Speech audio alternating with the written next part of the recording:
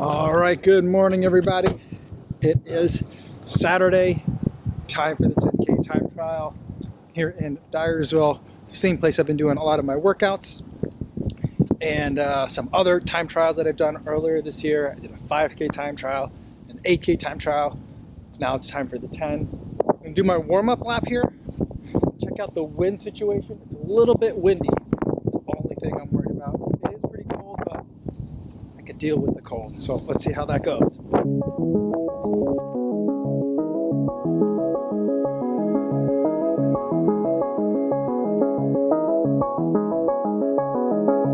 So just about to finish one lap around this park here, and the winds aren't too bad, but the headwind on this backstretch is making me a little bit worried.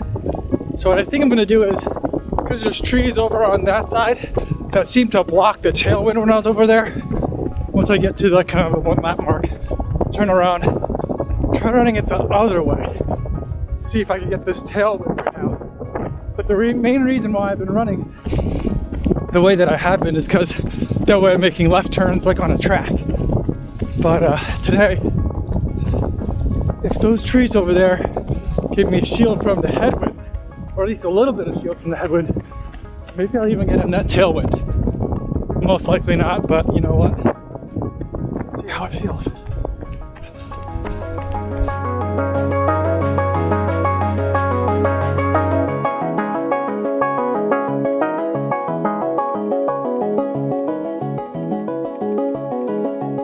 All right, so I'm in the car now. Decided, even trying to run it the backwards way, I wasn't getting a lot of protection from the wind on that other side either. It seemed to be just as bad.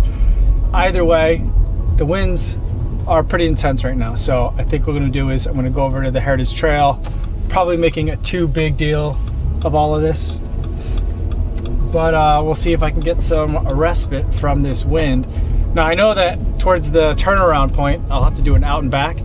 Towards the turnaround point, it's gonna be really windy. I'm gonna be running in basically a giant open field next to the highway. So that's gonna be windy, but hopefully it won't be too long. And when I turn around, hopefully at least I'll have a good tailwind for it. And then in between that, I should have some decent tree cover to hopefully protect me from some of this wind, but we'll see how it goes. I probably should have just ran where I was. Probably not gonna make a big difference, but man, it was windy out there. So here we are at the Heritage Trail. This might have been an even worse idea. The wind is coming straight down through this trail directly at me. Whew. I'm gonna run a little bit further until I get in to where there's some cover. We'll see how we do once we get there. But I'm not moving to another location. It's gonna be that or nothing today.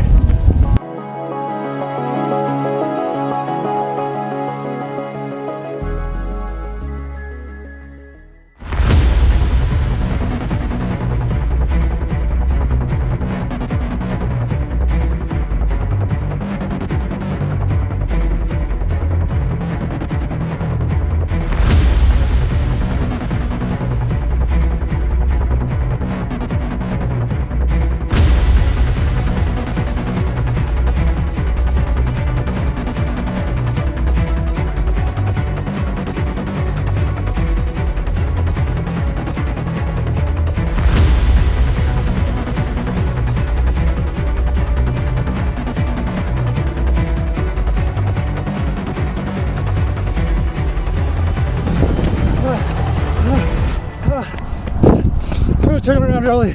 This headwind is too crazy.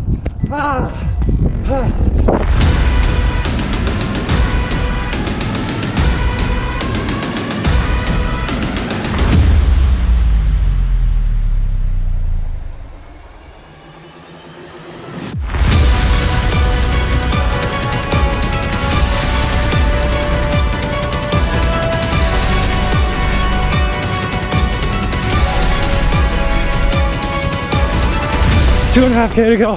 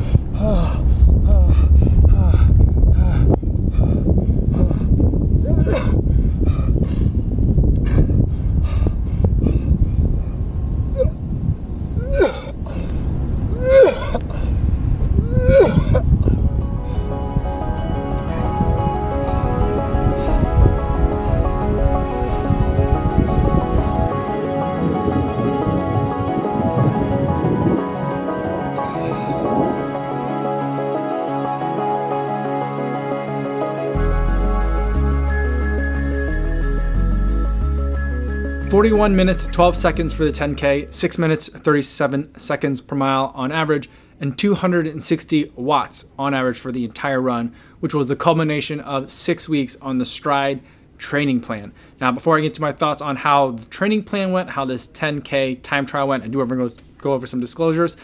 The Stryd footpod is a device that I purchased with my own money, and no one's paying me to make this video or to use the Stryd training plan.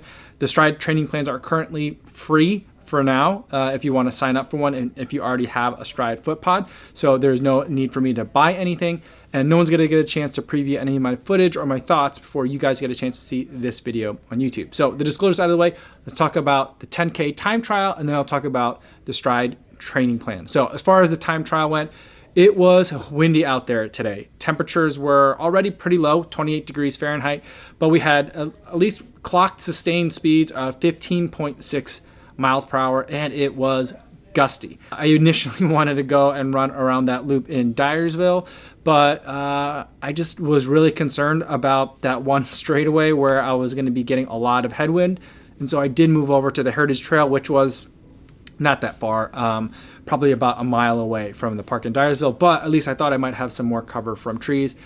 It turned out that I really didn't have that much more cover from the trees that were out there. But overall, for the parts on the trail where I was exposed to elements, the wind was coming like directly at me. So it wasn't like kind of coming at me like at an angle. Like it was coming straight down the trail. And so that was pretty intense. The goal for this race, according to the race calculator, was for me to come in at my critical power number, basically 265 watts. The first mile, I was feeling really strong. I went out a little bit hot, which I pretty much always do on all my races. It's a really bad habit, but I definitely found myself trying to like dial it back a little bit, especially because I knew I was going into the wind and going a little bit uphill. Not a huge uphill, not like visually noticeable, but definitely you could feel it in your legs as you're running. It's a slight uphill, like sustained the entire time. Very gradual, but it's there. And I was running a little bit hot. But ultimately I was like, all right, well, maybe this is just going to be a really great day. A lot of optimism there. The second mile, I kind of came out of the woods a little bit, and then we were more exposed to the open air. Basically a giant open field on one side and a highway on the other. And the wind was definitely hitting me, just smacking me in the face, and really discouraging. I could see on my watch that like my paces were dropping, and I started kind of freaking out a little bit. And the other thing was there's been a lot of rain in the area recently. It wasn't muddy on this particular day. It wasn't even that kind of like wet, but it was wet enough that the ground underneath me, which is crushed limestone, was normally nice and firm, but it was super soft. So it felt like I was running through not sand, but it kind of had a little bit of that texture to it. So I just didn't feel like I was getting a really good push off. It felt really soft underfoot, really comfortable in terms of running, but I just felt like a lot of my energy was getting sucked out by the wind, sucked out by the soft surface, the mushiness underneath me, and I was having a really hard time. I was going to keep running into the 5K mark, but I turned it around a little bit early. I turned it around maybe at like a 2.25 miles because just the winds were really starting to bother me, and I just didn't feel like I was going to get any grip. I turned it around, you know, the other side of the trail was still also mushy as well. So what I tried to do was run kind of like on the edge, right where like the trail meets like kind of the grassy part that's not like the trail surface. And that was a little bit firmer, but also a lot more uneven. And so I just ended up running in kind of the muddy spot.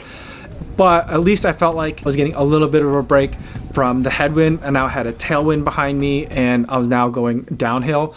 Not a huge downhill. Visually, you probably wouldn't even notice it, but your legs can feel it a little bit. And so I felt like it was a nice chance to try and catch my breath. And then I got to about the 5K mark, and that's when I really just started to freak out. I was coming in at 5K at about like 20 minutes and 50 something seconds. So like high 20s. And I was just really just nervous about it. And the quote that definitely came to mind was that, you know, everybody has a plan until you get punched in the mouth. And at that point, I definitely felt like I got punched in the mouth. I felt like at 5K, I was already running out of gas. And how was I going to run another, like the amount that I'd already run again? I just felt extremely discouraged at that point. I was starting to think about like, oh, should I just kind of give up? Should I DNF a time trial? Do people DNF time trials? I was thinking about it because I was like, this is just going to be kind of a waste of time. It's not even going to be worth it for me to run through the rest of it. But I was like, you know what? Let's just, if I have to walk it in, I'll walk it in, but it's a time trial. Let's just see how it goes. The next couple of kilometers were super long. I had switched my watch to kilometers, so that way I would know exactly when the 10K mark was for this 10K time trial, but also so I would get more kind of like updates in terms of my pacing. And what ended up happening is I'd look at my watch and it'd be like 6.5K, and I can't do that math in my head and figure out what the mileage is for that. And then I would see the pace and it would be like 4:10, 4:15 per kilometer. And I know what 4 minutes per kilometer is. That's right around like 6:26 per mile. But other than that, I don't know what any of these paces are. So I didn't know like if I was really close to what I was hoping for the day, if I was really far. I just had no idea. I had like no bearings, and I just found that to be really disorienting. And again, like the plan was already out the window. Not that the plan was that complicated. The plan was run 265 watts and that's it. But the plan was out the window. I wasn't anywhere. I was like usually running in like 255 to 260, it felt like, in terms of watts. And the paces were like all over the place, anywhere between like 4 minutes per kilometer to like 4:20. So it was just all over, and I just felt super like lost. I also, because I turned around early, I had to go much further than where I was originally planning on ending the route. And then I was then facing the prospect of a very busy or potentially busy intersection. Fortunately, there weren't that many cars there, and I was able to run through without even breaking stride. But there's definitely been times where, like, as a car, like driving home, I've had to wait like 30 seconds to a minute just because there are so many cars that are just going through. It's all kind of luck of the draw because it's not like there's a lot of traffic lights that are in the area. So I was worried about that, but I was able to get through that just fine and keep running. But I didn't know I didn't know where the finish line was going to be. And so when I was at like the 8 kilometer mark, I was like, oh, I still have more than a mile left. And that was just really I just felt so discouraged the entire time. And I just kept thinking like, I know this Stryd plan didn't really prepare me for like a 10K race effort. And that was a fear that I had going into it.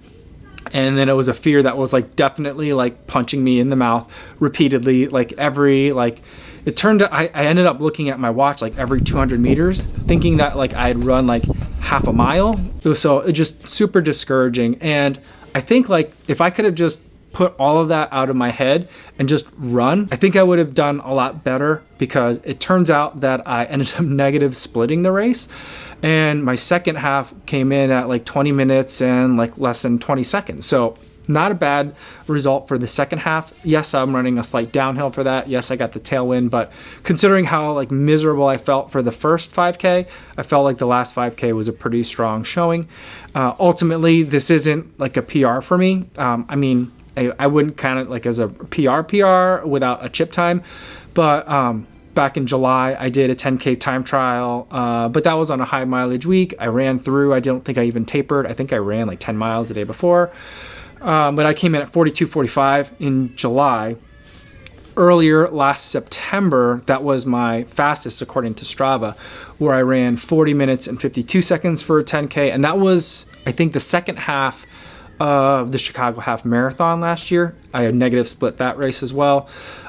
So like that's where like my fastest 10K effort I think is. But today coming in at 41:16, I'm feeling pretty good about given the fast workup. 6 weeks kind of seems like a long time, but it doesn't really give you a lot of time to do a lot of work, especially the kind of work that I really wanted, the kind of work that this Stryd training plan didn't give me. It's not really the Stryd training plan's fault, because the main thing that I wanted to get out of this short training plan was kind of a jump start. I've been recovering from like a lingering knee issue. My mileage has been down, my paces have been down, so I just want to kind of like something to sharpen up. And I definitely feel like the Stryd training plan was very successful in doing that. 6 weeks, though, is really too short to kind of like get yourself into 10K PB shape. And so I'm not really faulting the Stryd training plan for that. For the 6 weeks that I gave it, I feel like it gave me a pretty good training plan. It set me up in a pretty good position. And 41:16 for me, and my current level of fitness, or where I was 6 weeks ago, I feel like is something that I'm pretty proud of. I feel good about it. It's not stellar, it's not magical, but I feel like it's a pretty good result. It makes sense to me. What I also did was, after I completed this 10K 6-week training plan, I did sign up, or like just ran through, like on the app, what a more lengthy program would look like. So I signed up, but I just started clicking through for another 10K program. It defaulted me for a time 3 months out in February. I just kind of went with it. And then I did like a high volume training plan. And when I looked at some of those workouts there, those are the workouts that I feel like were missing from this 6-week plan. And also that I felt like I definitely realized that I needed, that I didn't get when I was at that 5K like freak out moment, when I realized I haven't felt what it feels like to be working hard for 20 minutes straight and still have more work to do. Right? So like that's kind of like the freak out moment that I have, that I feel like was legitimate because I hadn't done that work. And even Stryd recognizes that too. So Stryd in the app can give you recommendations. It's telling me that I have low fatigue resistance compared to like the average Stryd user. And one of the suggestions that it gives is to do more either at anaerobic threshold pace runs or slightly below anaerobic threshold pace runs, which is exactly the kind of workout that I would want, and the exact kind of workout that Stryd suggests when you give it more time to get you ready for like a 10K time trial or a 10K race. So I think the Stryd training plan, the part that was clever about it is that it kind of tried to do the best that it could with the time that I gave it. And if I would have given it more time, then I feel like it would have given me the kinds of workouts that I think would have hopefully prevented that freak out at that 5K mark and would have helped me feel like I finished stronger. I mean, I felt like I was dying at the end, and I was in a lot of respects, but the ultimate finishing time that I came in at, I feel pretty good about. So all in all, like a good day. I did like training with power overall for things like intervals, shorter reps, things that are like in the 3-minute rep category or shorter. Training with power, I think I really did like using. It made a lot more sense to me. I felt like here, where I have a lot of rolling hills, it also is just a lot easier to live with and execute a workout rather than trying to figure out like, how am I going to do these mile pace repetitions when half of them are going to be on an uphill segment, you know? So I didn't have to worry about any of that. So overall, I like the Stryd training plan, and I do like training with power. I think though that it's not something that I'm going to use exclusively going forward, but it's just another tool that I have available to me that I can use in terms of writing different kinds of workouts and different kinds of runs that I could use in order to build fitness for whatever race distance or race pace that I might be shooting for. So those are my thoughts on the 10K time trial. And those are my thoughts on the Stryd training plan. If you have any questions, feel free to put them in the comments down below. Or better yet, I do a live stream every day here on YouTube at 3 p.m. I'd love to answer any of your questions there. That's all I have for today, everybody. Thanks so much for making it all the way to the end of the video. Hopefully you guys are staying safe out there on your runs, and I'll see you in the next one. Yo, what's going on?